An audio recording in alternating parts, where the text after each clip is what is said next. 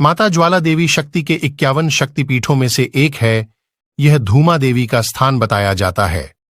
चिंतपूर्णी नैना देवी शाकंभरी शक्तिपीठ, विंध्यवासिनी शक्तिपीठ और वैष्णो देवी की ही भांति यह एक सिद्ध स्थान है। यहां पर भगवती सती की महाजिह्वा भगवान विष्णु जी के सुदर्शन चक्र से कटकर गिरी थी।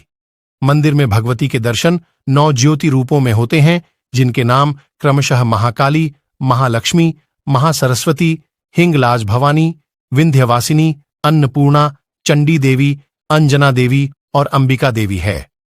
उत्तर भारत की प्रसिद्ध 9 देवियों के दर्शन के दौरान चौथा दर्शन मां ज्वाला देवी का ही होता है। आदि शंकराचार्य लिखित अष्टादश महाशक्तिपीठ स्तोत्र के अंतर्गत है। स्तोत्र पर ज्वाला देवी को वैष्णवी बोला है। पौराणिक कथा। प्राचीन किंवदंतियों में ऐसे समय की बात आती है जब राक्षस हिमालय के पहाड़ों पर प्रभुत्व जमाते थे और देवताओं को परेशान करते थे।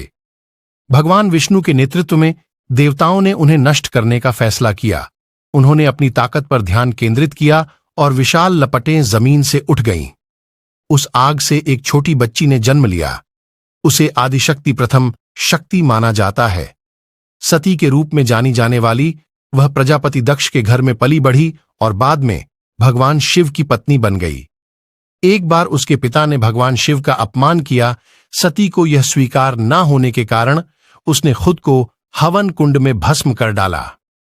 जब भगवान शिव ने अपनी पत्नी की मृत्यु के बारे में सुना तो उनके गुस्से का कोई ठिकाना नहीं रहा और उन्होंने सती के शरीर को पकड़कर तीनों लोकों में भ्रमण करना शुरू किया। अन्य देवता शिव के क्रोध के आगे कांप उठे और भगवान विष्णु से मदद मांगी। भगवान विष्णु ने सती के शरीर को चक्र के वार से खंडित कर दिया। जिन स्थानों पर ये टुकड़े गिरे उन स्थानों पर 51 पवित्र शक्तिपीठ अस्तित्व में आए।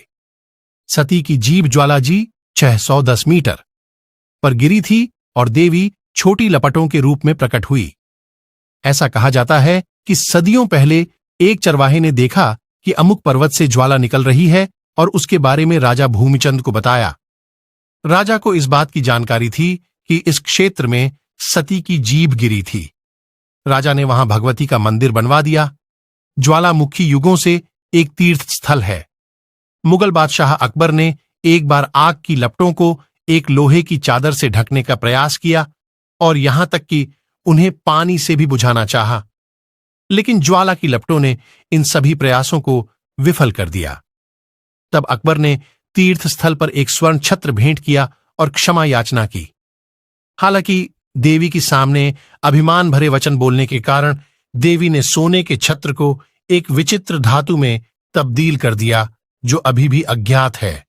इस घटना के बाद देवी में उनका विश्वास और अधिक मजबूत हुआ। 51 शक्तिपीठ में से एक मां ज्वाली देवी से जुड़ा रहस्य आज तक कोई सुलझा नहीं पाया। मान्यता है कि यहां लगातार मां ज्वाली की ज्योत जलती रहती है। बिना घी तेल के यह ज्योत जलती है। धन्यवाद दोस्तों, आप सभी का आभार।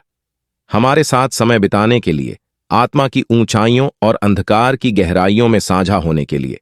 अगर आपने अभी तक हमारे चैनल को सब्सक्राइब नहीं किया है तो कृपया करके इस सफलता में हमारे साथ जुड़ें। ध्यान से रहें और हम जल्दी मिलेंगे नए आत्मिक सफर पर। आपका साथ हमारे लिए अत्यंत मूल्यवान है। शांति और प्रेम के साथ आपका धन्यवाद।